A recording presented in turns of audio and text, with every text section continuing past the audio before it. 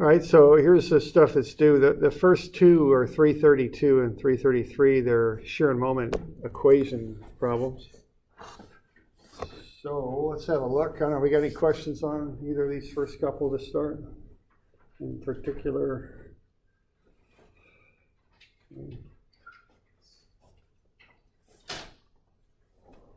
All right, these are based on equilibrium. So the first thing you want to do is find the reactions. So sum of fx is Rax. That's easy enough to do. Then we've got sum of Fy. Now what we're doing here is we're looking at the load, 4,000 newtons per meter, right there. And then it's 6 meters. So the 4,000 times 6 is 24,000. And that's newtons, not kilonewtons there. I've converted that to newtons, so that should be newtons. Okay, and that's pushing down. So and then also we have, let's see, we should have a load over there on the, to the right of that of 8,000 newtons. I guess I got a little bit crowded in there, but this should say 8,000 right here too, okay? So those are both down, so they're negative, and then Ray up. So you get the Ray reaction, 32,000. And then we can take a moment about A. All right, so what's going on here? We have a cantilever, all right? So a cantilever is locked into the wall. It's like it's bolted into the wall. That's one way to do it. The other way to do it is to embed it into a wall. So if you have a lot of times you see these on apartment buildings, the second floor has a porch that kind of extends out a little ways. They just take the floor joists and they just push them out. That's a cantilever, okay? So what you have on a cantilever is you have a reactive moment. Not only do you have a force, but a moment. See, these forces are wrapping around like that. They're trying to pull that thing out of the wall, so to speak. So the beam itself, or the support, I guess more correctly, has to come back the other way to hold equilibrium. So that'll come back that way. So we got 24,000, which is the load on account of the distributed load. That's applied at the centroid of that rectangle. Half of 6 is 3 meters. It's clockwise, so it's negative. And then we got the 8,000 times 4, that's negative 2. And so what we do is find a reactive couple, 104,000. And the units on that are Newton meters, okay? So that's a couple there. So we start with that. All right, now once you've got that, I'm good with that. So once we got that, we want to start at the left and work our way to the right, okay, is what we want to do. And we want to start writing up these equations. All right, sum of Fy would be 0 then. Now what we got to do here, so we want to write equations that describe the whole beam. So we got to break this beam up into distinct pieces. Each one, it'll have its own set of equations. So the first one will go right before B. So basically 3.9999999 meters, kind of like that. You can basically call it 4, but you don't include the 8,000. Okay, that's one free body diagram. The next free body diagram is anywhere beyond B. So we got to write 2 sets of equations for this thing, okay? One up to B, but not including the 8,000. The next one from B to C, okay? And what we do with these, they're very systematic in how you do them. You start with x equals 0 on the left and work your way over this way with a distance of x. So this first free body diagram is going to be drawn between A and B. You've got the reactions on the left, and then you've got the distributed load. It's a negative because it's down, working as you work your way to the right, and then you've got some distance x. Okay. Now what you got there on the left is you've got the stuff you want to find, which are the force and moment inside the beam, the shear force, which goes down, and then the moment curls up. Okay. So that's the basic free body diagram right there. And then you just do equilibrium, okay? So sum of Fy is 0, 32,000 up. You got 4,000 newtons per meter over a unknown span of x. So that's minus 4,000 x. And then the shear is pointing down. So we just put it in the statics equation as a negative minus VAB. And that's not all bad, because being as it's minus VAB, you can just take it to the side of the equation as a positive, and what's left over is the equation, and what's left over is minus 4,000x plus 32,000. Okay. So that's the force equation there. We good with that? We got any questions? All right. Then we got the moment equation. And what we got going on there is we got the reactive couple over there. We've got the force up, which is 32,000. That's pushing up. And then we've got 4,000 down over a span of x. And then we've got the shear down, and the moment curls up like that. So that's what we got going on with that, okay? So what you do, you take moments for this. Now normally what I do, and I think most people do, is take a moment about where you cut. Okay, so I take a moment about here. The reason for that is you eliminate the shear from your moment equation, because it'll have a zero moment arm. Okay, and you don't really want to include the shear, because the shear can be this, or even, a more involved equation. And if you start doing that, you've got an even more complicated equation. So we just take moments about the cut. So we're going to get the 104,000 counterclockwise positive. We're going to get 32,000 times x clockwise negative. And then we're going to get 4,000 times x, and then that acts in the middle of the span that you've cut free, and so that distance would be half of the total span, which is x over 2. Okay, and that's plus. And then you got plus MAB. All right, so what I do then is I take the MAB to the other side of the equation. It comes over as a negative. Collect terms for what's left, and then multiply through by -1, and get stuff in the right order, and multiply through by -1. Okay? And then once I've got this equation here, what I can do is take a derivative of it as a check. Okay? Now you might say, hey, I can do a derivative to get from the moment equation to the shear equation. Can I integrate to get from the shear equation to the moment equation? And that you can. But there's constants of integration in there that can make that a little messy. Some cases more messy than others. So I usually just do equilibrium to get both equations.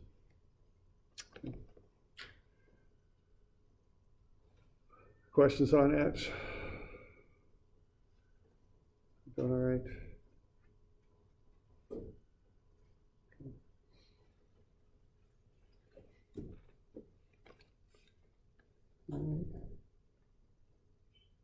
So that's the first bit. Now the second bit is similar to this. This has got the load now. So this equation will hold anywhere from A to B, which is x of 0 to x equals 4. Any of those will hold. Now when you go beyond the load at B, it's a different free body diagram because it has the 8,000 in it. So you got to add that in, see? And what that does, it complicates the dimensioning just a bit, because you start with x equals 0 on the left, work your way over a distance of x. The distance from the left side to the 8,000 is a number. It's 4 meters exactly, okay? So what that means is this little distance in here is the total x minus the 4. It's x minus 4, okay? All right, and so once you've got that, what you can do is start to do equilibrium. So sum of Fy is 0, 32,000, reaction on the left, up, minus 4,000 times the span of x, that's down, minus the 8,000 now, so that's new, and then minus VBC. VBC comes to the side of the equation, and you're left with negative 4,000x plus 24,000. So that's the shear anywhere between B and C. So you can plug in any value of x from 4 to 6 meters in there, and you'll get the shear. Okay. And then you do the moment equation, again, about the cut. It's very similar to what we just did. So what do we got? We got 104,000 counterclockwise. We got minus 32,000, the reaction times the distance of x, minus because it's clockwise, plus the 4,000 distributed load times the area over, or length over which it acts, which is x, times its moment arm, that's x over 2, that's positive, and then plus 8,000 times x minus 4, and then plus MBC. Bring MBC to the side of the equation, it's negative, I just expand out these other terms. Okay, collect terms next, and then multiply through by -1, and I get the moment equation. So when I'm doing these things, I'm very careful on the algebra, step by step. This is, I don't try and rush it. Okay. Then I'll notice when I take a derivative, I get back to the shear, and that's always a good check on these. Okay.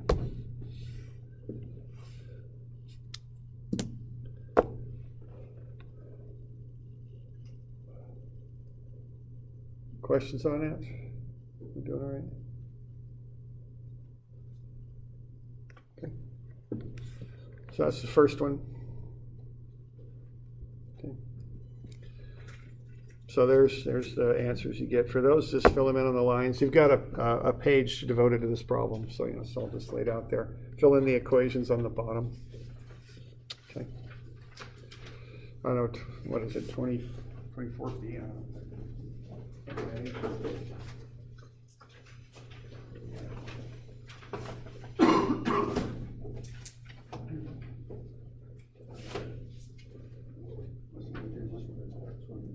25. Yeah, 342. It's page 25B. Oh. Okay. So we can just write it down. Yeah, just. Oh no, that's for the moment switch. Oh, did I not give you pages for these? I don't think so. Oh, okay. Oh, anyway, I guess And it's then not they're the same questions. Yeah, they are, but one's a diagram, the other one's an equation. Okay. That's I was just thinking like Yeah. 332. Just tell me you're doing it, so I don't go through these. Okay. Just let me know. Yeah, okay, so there isn't a page for that. I'm sorry, I thought there was.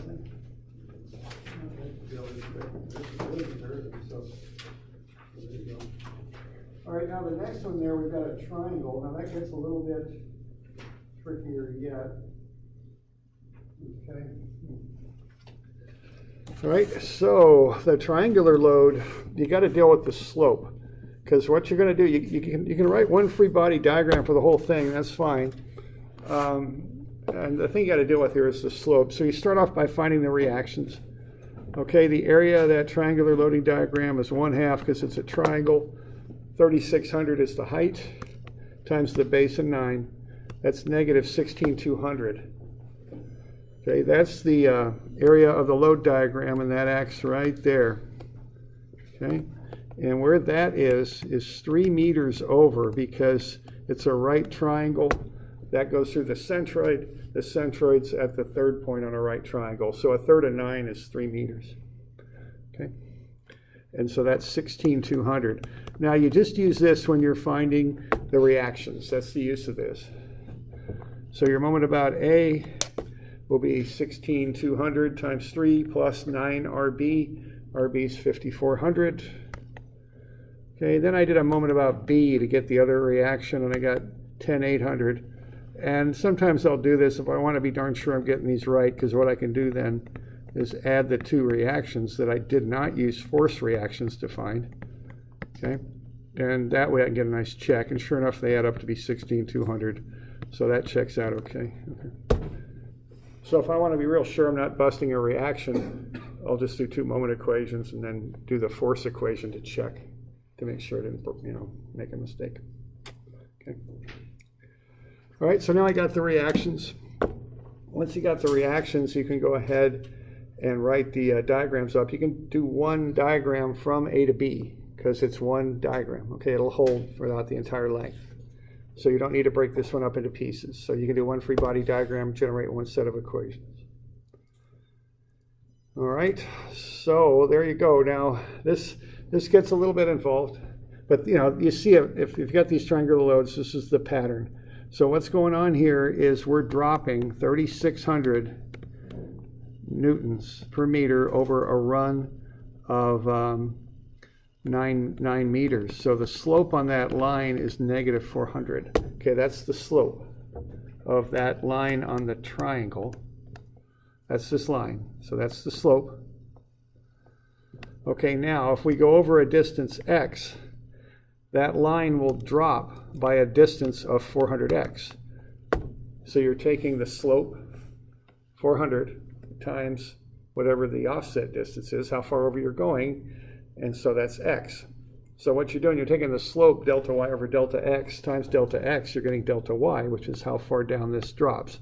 So that drops 400x. So if that's the case and you're up at 3600, the height of this line here is 3600 minus 400x. Okay? And what we're doing there, we're taking what is this trapezoidal load, because we're working our way over to the right across this thing.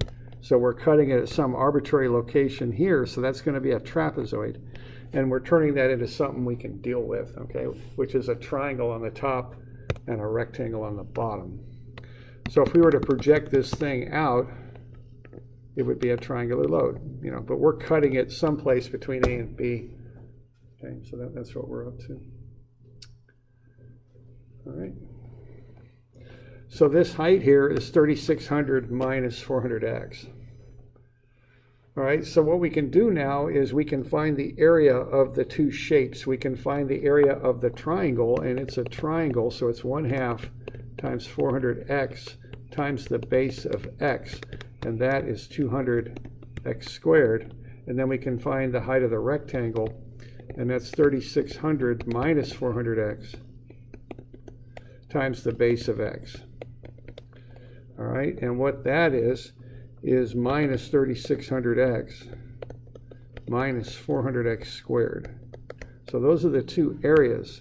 So I'm applying those at the centroids of the figures is what I'm doing.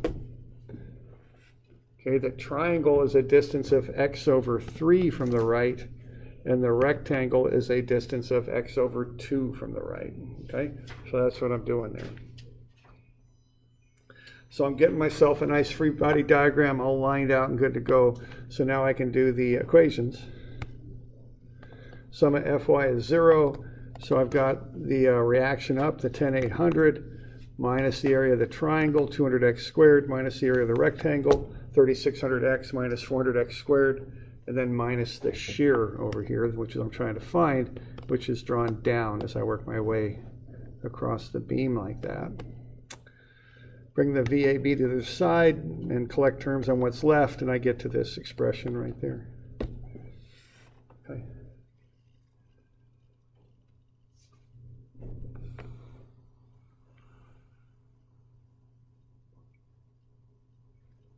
All right. Now, the next thing you can do here is take moments about where you cut the beam. Same sort of deal. So we got 10,800 times x, that's clockwise, so it's negative. You got 200x squared times its moment arm. Now we're coming from the right-hand side of the beam.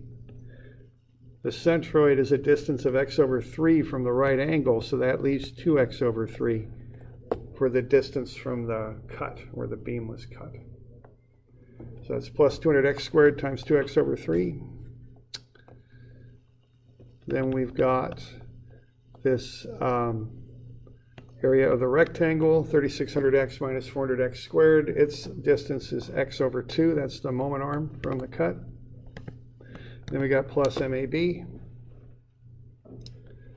Bring MAB to the other side of the equation. Start to collect terms here. So what, 200x squared times 2x over 3 ought to be what, x cubed. 400 over 3 is 133x cubed. And then 3600x times x over 2 is 1800x squared. And then minus 400x squared times x over 2 is minus 200x cubed. Okay. Collect the terms. Right there, multiply through by -1, you get the moment equation. Take a derivative. Everything works out. That's good. The derivative of the moment equation is the shear equation. Okay.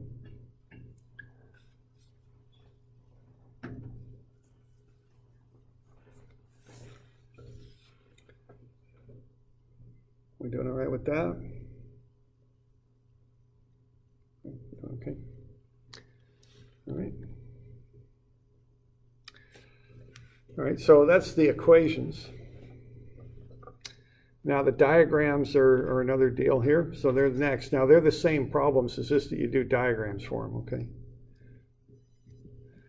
Now only one of the problems is exactly the same though. So 341, is the same thing as 331, but I didn't assign 331, okay, but here we go. So 341, what you want to do is you want to find the reactions.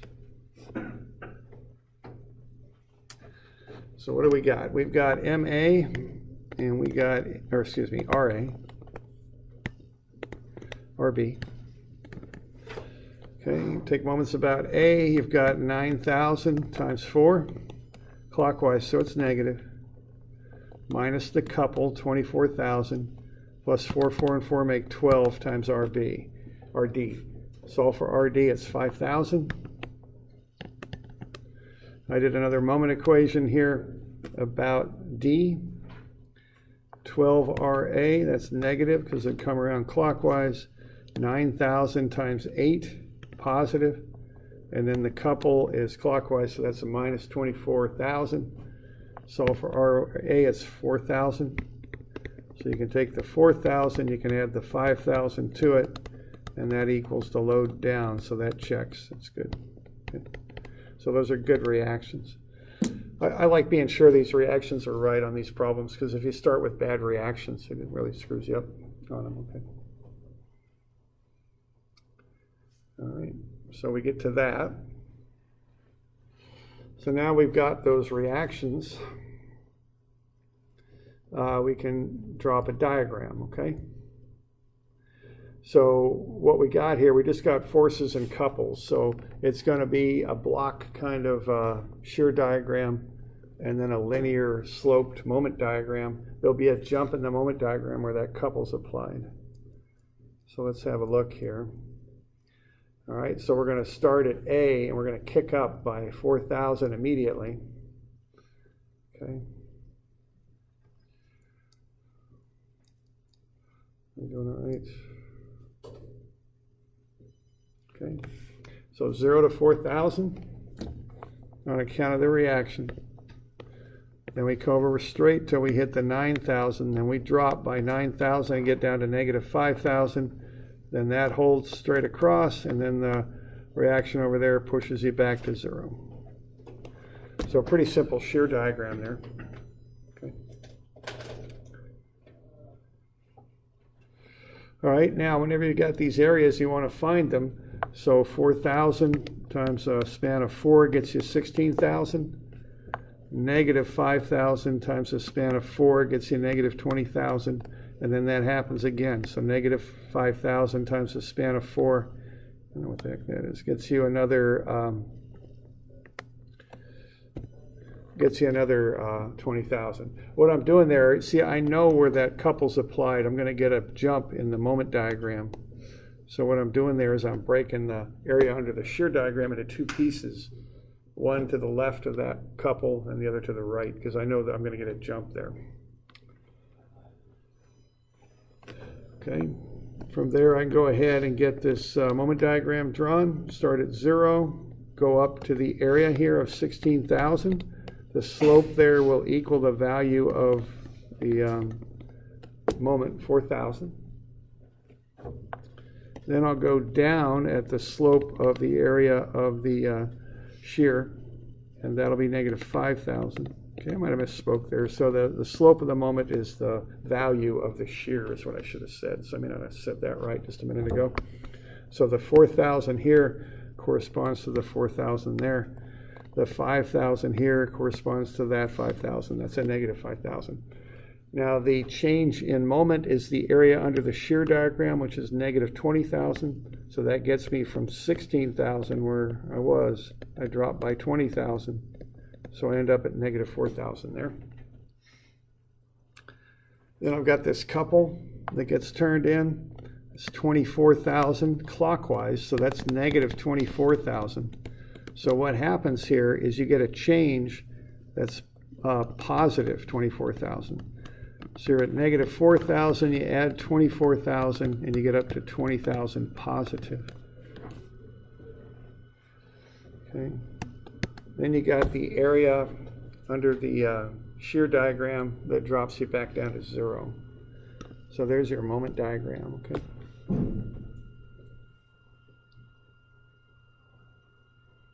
Doing all right with that?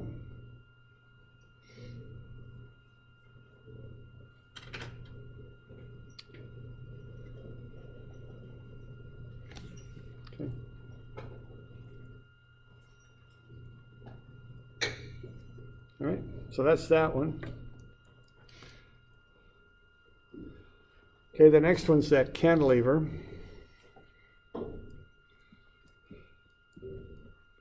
Just like that. So we already got the reactions. We did it last time. The reactions are 104,000 counterclockwise and 32,000 up. This is the same problem as 332. Just we're doing diagrams this time. All right, so what you want to do there is find, okay, I'm looking at this thing, I go, okay, I got this load right here. That's going to make my shear diagram jump down. So I'm going to find the area to the left, 4,000. Those arrows are down, so that's negative 4,000 times 4, negative 16,000. Areas to the right is negative 4,000 times 2, negative 8,000. Okay. So what goes on here is you got the reaction, 32,000. That takes you from 0 up to 32,000.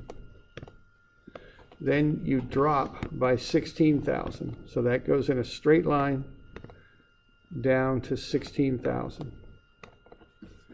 Okay, so we were at 32,000. We drop by 16,000. So we end up at 16,000. That's what's going on. Then we have this 8 kip load, 8,000. That drops us by 8,000. So that gets us down to 8,000.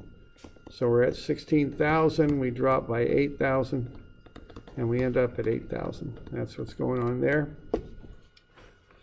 Okay, then you drop by another 8,000 here on account of this area, and that zeroes you out. The slope throughout the entire shear diagram is negative 4,000. Okay.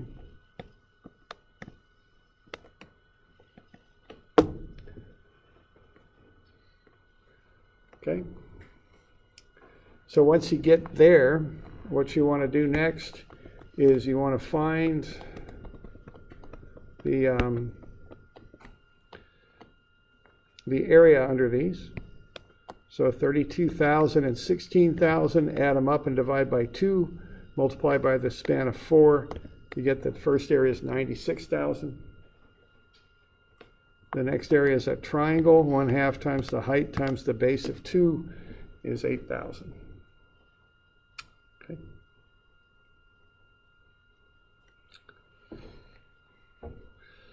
All right, so those are the two areas. So what you're going to do to get to that moment diagram then is you've got this couple to start with, this 104,000 right there. Now that's plus 104,000, so that takes your diagram from 0 down to negative 104,000. Okay, then you've got your next area there is 96,000. That gets you to negative 8,000, so that's negative 104,000 plus 96,000. It's negative 8,000. Okay. Now, you look at the slope on these. The slope equals the value of the shear. So that original slope is 32,000. Then the slope right there is flatter. It's at 16,000. So that slope is getting flatter. It's getting more closer to horizontal. So that's concave down for that shape. Starts off steep, then it flattens out a bit. Then, not that it matters to the beam, but you've got a little bit of a discontinuity in there because the slope jumps to 8,000 to match the value of the shear, and then the slope is 0 here. Okay. So that's how that goes. Is that supposed to be curved? Yes. Both of them are, yeah. Kind of hard to show it, for the amount of change, but yeah, that is curved. And the reason it's curved is the value of shear changes, which means the slope changes. Okay, so whenever you got an angled line on your shear diagram, you get a curved line on your moment diagram. Okay.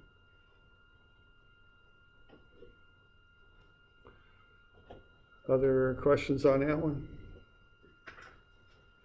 Okay.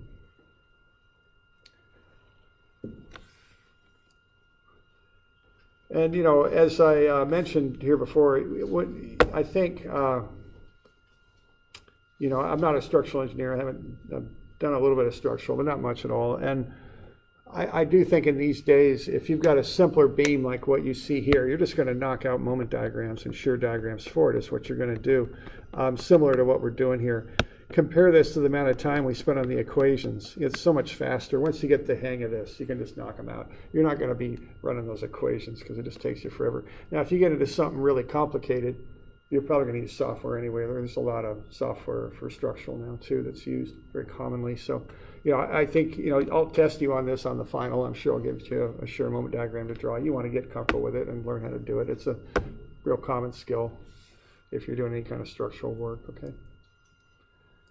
All right. Now this last one here that I handed out, it's available in Moodle.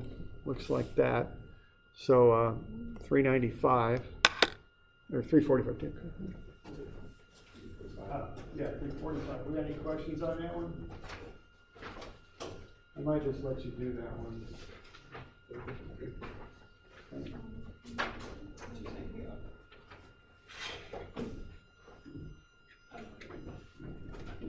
All right. So, just find the reactions and then go from there. Now, be sure, the one thing on this, I want to kind of caution you on when you're doing these is be darn sure you're getting the right reactions on these. Just check them, take your time. Because if you start off with bad reactions, it just blows everything up. It just makes kind of a problem there. So you don't want to start with bad reactions. It creates a big problem if you do. So just be careful when you're doing that you start off with good reactions. And so 2400 and 8800 look to be the reactions on this thing. So that'll be a check for you.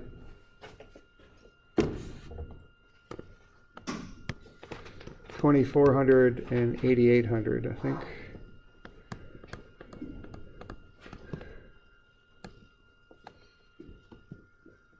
Okay.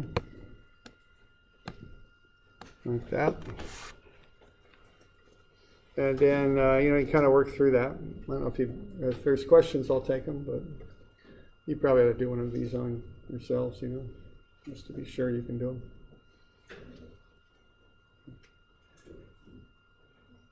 All right, so the deal on this too is they start at 0 and they close to 0. So, just if that isn't happening, you've got some sort of error somewhere, okay? And then the other thing, I know there's always another thing, but if you got a concentrated load, that causes a change in the shear diagram in the same direction. So that downward load will cause that downward change in the shear diagram. However, the moments, you got to switch the sign on them. So when you got a couple there of whatever that is, that's negative 26,400. That's going to kick your moment diagram up, not down, but up. Okay, so you have to remember that. You got to change the sign on the couples when you look at the effect on the moment diagram. Okay. All right, so we good with that? We got any questions on that? Okay. All right. Okay, so that stuff's due tomorrow. Okay.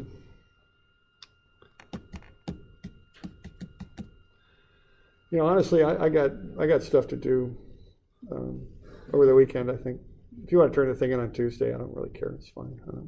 You can turn this assignment in Tuesday if you want. It doesn't really matter to me. I don't care. I got all this tests to grade, so I'm going to grade them over the weekend anyway. Okay. Yeah, well, it's true. All right, so that you can turn that in Tuesday if you like. That's fine. Okay. All right. So, is there any other questions on that homework? Are we doing all right? All right.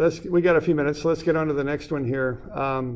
Let's at least develop some theory here. So let's look at bending stress. Okay, now this is a really big deal when you're designing beams. You know, if you're a civil structural type, you're going to design lots of beams, that's for sure. And you'll take some of those classes, you know, structural analysis and all that. If you're a mechanical type, when you build frames, you've got beams in there. They may not look like a structural beam, but that's what they are. Any sort of horizontal load-bearing member is a beam. And so a big part of designing it is looking at what happens as it bends. And as we've talked about, when something bends, you get actions that are happening there on the top and bottom of the beam. So you look at that neutral axis, that's the axis that doesn't get longer or shorter. But then if you look here on this side, on those pages of that book, you can see what they want to do. On account of that bending action of the beam, the top wants to go out and the bottom wants to pull in a little bit. But those pages on the telephone book there, which I'm using to represent the beam, are actually held together in a right angle formation because there's chemical bonds between those sheets of atoms that the pages represent. So what's going to happen there is that beam on your right there will not be able to go into that shape. It wants to, but it can't. So what's actually going to happen is this side gets pulled in and that side gets pulled out. So when you have a beam that's loaded in that fashion, the top is in compression and the bottom is in tension. So you get compressive and tensile stresses in a beam if you have a simply supported beam that's loaded downward. Okay. So that's one thing the basics of designing a beam starts with that. So we're on page 831, I think. Okay. Or actually, we're the page before that, right? 830. Okay, great. So we're on 830. Okay, so let's develop a little theory here. Let's have a look at a cantilever beam that bends downward on account of a load on the end, kind of like a diving board. All right, now there's a degree of curvature. There's a radius of curvature. This would be a non-circular curve. So instead of using the term r for radius, we use rho, which is a more general term for a radius, the radius of a non-circular curve. Kappa is the degree of curvature. It's 1 over rho. The smaller rho is, the more curvature you have. So kappa is the curvature. And what we're going to do, we're going to pull out a little piece of this thing, a little bit of ds, which would be the distance along the arc of the beam. That's going to be pretty much equal to dx if we don't have too much curvature in that beam. So they're pretty much equivalent for our derivation here. Okay. All right, so let's take a line there and let's draw it on this beam. Let's say we start before we load the beam, so we got a nice rectangular section there. And let's put two lines that have a length of L. Okay, so we're going to draw 2 lines of equal length. Then we're going to bend the beam down. Well, this one here is going to get a little bit shorter there, okay? Because when you bend that beam, if you look at the outer L right there, if you're bending it in that curved pattern, this one on the inside is going to be a little bit shorter now, okay? So L prime is less than L. Now to figure out how much, what we're going to do is take this circular sector kind of thing and approximate it as a triangle, and we'll use similar triangles to figure out the ratio between L prime and L. What we're going to have here is L prime is a distance of y from L. Now we put L at the neutral axis is what we're going to do. So we're going to look at what happens to L prime. Okay, when we bend this beam down, we're going to do it with similar triangles. Okay, so L prime and L are different lengths. What this normal strain on L prime is going to be is the change in the length divided by the original length, which is L prime minus L over L.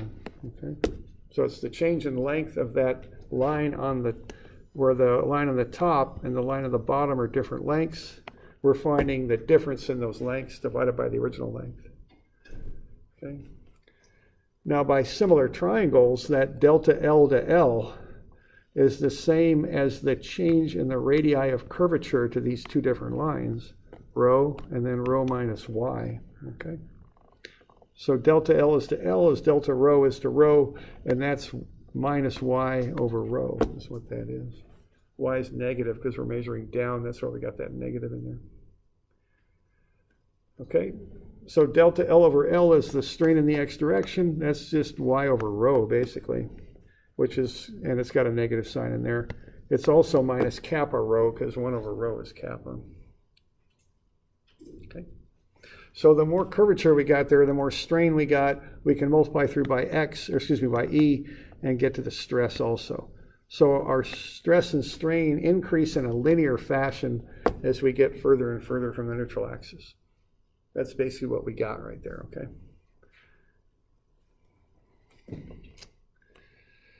All right. Now, we can play around with the math on this. Realize that there's a linear relationship between how far you are from the neutral axis and the stress. So that means that sigma x over that distance is a constant. All right. Now, if we look at the next bit on this, we can kind of see what's going on. Now on this beam, we're bending this beam down. Now I've switched views a little bit. So we're doing kind of like what I was showing you with that phone book. We're just going to flex a beam downward. And we got the neutral axis here. Well, the top is in compression, and the further from the neutral axis you get, the more pronounced that is. The bottom is in tension, and again, the further from the neutral axis, the more extreme that becomes. So what you end up with is a pattern like that. Okay, that's the stress pattern. Now notice that on the bottom of the beam, you got a net pull to the right. On the top, you got one pushing into the left. That's an awful lot like a couple, which that's where the moment comes from here off the moment diagram that we're going to use to analyze this stuff. See, once a beam bends, we get that tension compression pattern. That creates that moment. And we get the moment from the moment diagram. That's what we do, okay? So let's see if we can calculate what that is. Okay, what we're going to do is take the stress, sigma x, times an area, that'll get us a force, and then multiply it by how far from the neutral axis is from the moment arm. That's how we get the moment about the neutral axis. Okay, now I can multiply by y and divide by y. This is 1, y over y is 1, so I can do that. That allows me to take this sigma x over y out of the integral there, because what I'm doing with that integral is adding all these up for little differential areas as I work my way across. Okay, so that sigma x dA is a force. Y is the distance from the neutral axis to the force, and then I'm going to add all those up over the entire cross-section of the beam. Well, if I put in that term of y over y, I can take sigma x over y out, and I'm left with the integral of y times dA, which is the integral of y squared dA, which is I, the moment of inertia. So what I get for the moment then is it's the stress times I over y. Okay? So that's kind of a key formula there. So we got the stress in the beam times the moment of inertia of the cross-section of the beam divided by how far you are from the neutral axis to get to that point where the stress is at. That's equal to the moment. Okay? Now I can rearrange that for sigma because that's what I'm going to want to know. So if I want to find that normal stress, I take the moment off the moment diagram, multiply it by how far from the neutral axis I am, divide it by I for the cross-section of the beam. If I want to know my sigma max, which is really what I want to know, my maximum normal stress, I set C, which is equal to the maximum Y. And I get sigma max is MC over I. Okay. Now sigma max is also minus E times kappa times Y like we were looking at. I can plug that into that moment equation and get moment is minus E kappa yi over y. The y's cancel and I get that little expression there. What kappa is 1 over rho, that's minus m over EI. We'll use that a little bit later. The thing we really want to use though is this equation right there. That's a real key equation when you're designing beams. You use it all the time. The stress is the moment times C over I. Okay? C is that y max distance. All right, so there you go. So that's this little derivation. We'll go through an example tomorrow, I guess. So that homework you can hand in Tuesday if you like. Okay. All right.